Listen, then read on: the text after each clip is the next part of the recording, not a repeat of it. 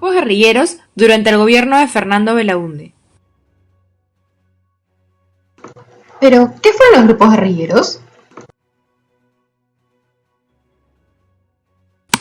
La formación de la coalición PAP-1 provocó muchos disturbios en el partido aprista, y muchos de sus miembros se rebelaron formando el APRA rebelde, que más tarde se juntaría con los exmiembros del Partido Comunista y formarían la MIR. Asimismo, también hubo otro grupo guerrillero llamado la ELN, que fue formado por jóvenes influenciados por la Revolución cubana. Las características del problema. El 2 de octubre de 1959, el sector radical del Partido Aprista es expulsado y forma la agrupación del APRA rebelde. 2 años más tarde, se proclama la marxista-leninista cambiando su nombre a Movimiento de Izquierda Revolucionaria. Del Partido Obrero Revolucionario, liderado por Hugo Blanco con influencia trotskista, surge el Ejército de Liberación Nacional, la ELN.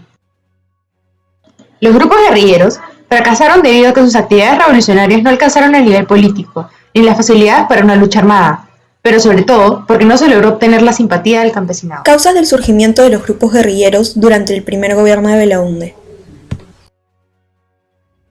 En el caso de los jóvenes inspirados en la Revolución cubana, es decir, del Ejército de Liberación Nacional, ELN, buscaban un acercamiento con las masas campesinas, para de esta manera iniciar una revolución en contra de la estructura social predominante hasta ese entonces, caracterizada por un sistema de haciendas y colonos basados en relaciones semifeudales.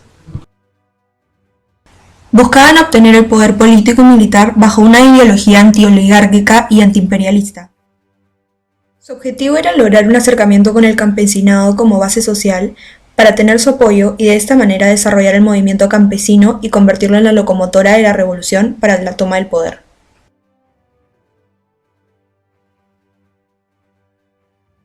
Luis de la Puente Uceda, comandante general del Movimiento de Izquierda Revolucionaria MIR, peruano.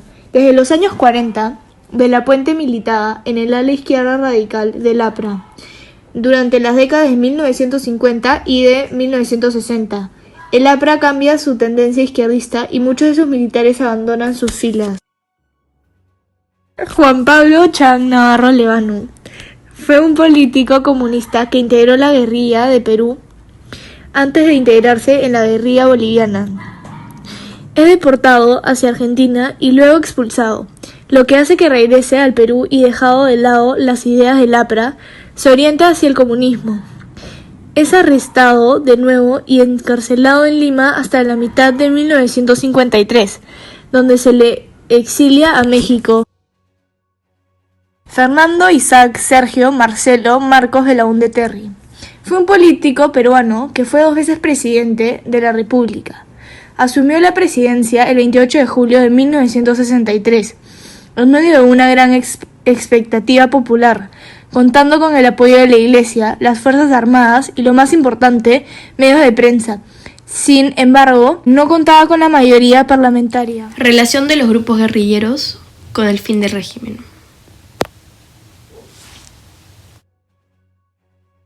Desde las elecciones de 1963, donde el candidato Fernando Belaúnde salió presidente, las Fuerzas Armadas han estado involucradas, razón por la cual Fernando Belaúnde tuvo algunos obstáculos para desenvolverse al 100% desde el inicio de su primer gobierno, pues estas fuerzas militares debían estar de acuerdo con cada uno de sus movimientos. Nuestro expresidente de esa época la tuvo bastante difícil. Se le presentaron muchas adversidades, tales como la Unión PAP-1, los problemas internacionales, la creación de grupos guerrilleros, entre otros. Estas guerrillas, como lo eran la MIR y la ELN, eran revolucionarias. No están a favor del gobierno y sus quejas aportaron un poco a la decisión de los militares de producir un golpe de Estado. Demostrar que el presidente de la República no sabía cómo lidiar con estos problemas ni le producía satisfacción al pueblo. A pesar de que ambos grupos revolucionarios duraron muy poco, sirvieron como influencia para Juan Velasco Alvarado, quien derrocó al arquitecto Belaúnde Terry y tomó la presidencia en sus manos.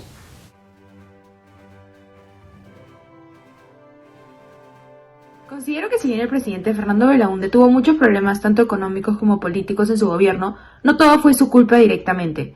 La alianza del PAP-1 causó que las decisiones de mejorar el país que realizaba el presidente no se pudieran realizar por minoría de votos en el Congreso. y asimismo la formación de grupos guerrilleros, la MIR y el ELN, que causaron que en un futuro haya una referencia para que se formen grupos terroristas tales como Sendero Luminoso durante el gobierno del próximo presidente, que sería Alberto Fujimori. Las ideologías de la MIR y la ELN guardan mucha relación con las ideologías del grupo terrorista Sendero Luminoso. Ambos tienen ideologías marxistas y leninistas, y ambos grupos asimismo buscan igualdad con violencia. Actualmente podemos ver que este grupo de Sendero Luminoso está liderado por Víctor Quispe Palomino. Adicionalmente, el MRI, dirigido por Juan Pablo Chay Navarro, estaba conformado por algunos exmiembros del mismo y también otras personas reclutadas.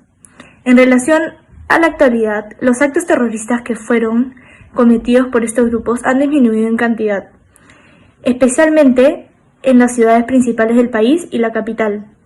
Estos grupos guerrilleros, hasta el momento, solo han sido capaces de mostrar ataques de pequeña escala en algunas regiones selváticas del país, a comparación con los ataques sufridos en aquella época. El impacto que tuvieron los grupos guerrilleros en la actualidad es un poco notorio desde mi punto de vista, pues estas primeras guerrillas fueron influencia de otros grupos, tales como Sendero Luminoso, y estos criminales causaron bastante temor entre las personas. Existía el miedo a salir de sus hogares debido a la delincuencia. Y a pesar de que esta etapa haya sido superada al ojo de muchos, el temor sigue presente en los ciudadanos. Muchos lo perdieron todo, inclusive familiares amados, dejando a las personas con constante temor de que vaya a suceder de nuevo algo parecido.